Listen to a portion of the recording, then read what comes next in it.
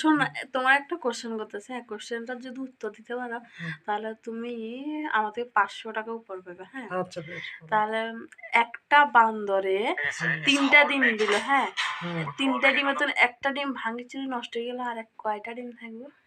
3টে থাকবে। কেন 3টা থাকবে? 3টে থাকবে কেন? তোমার তো ডিমটা ভেঙে গেছে, ডিমটা তো আর ফেলে দাওনি ওই জায়গা থেকে। আমি ধরো ফেলেই দিলাম। ফেলে দিলে তুমি জায়গাটা ফেলে দিলে তো 2টো হবে, কারণ তুমি ভেঙে গেছো বলেছো।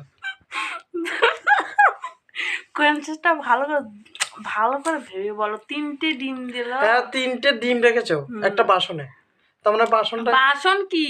হ্যাঁ 3টে ডিম, বান্দরে ডিম দিয়েছে 3টে থেকে একটা ভেঙে গেছে। আর বাঁদরে তো ডিমই দেয় না, বাঁদর তাহলে ডিমটা কোথায় থেকে আসবে? মুরগির কথা বলো তাহলে না, ঠিক আছে।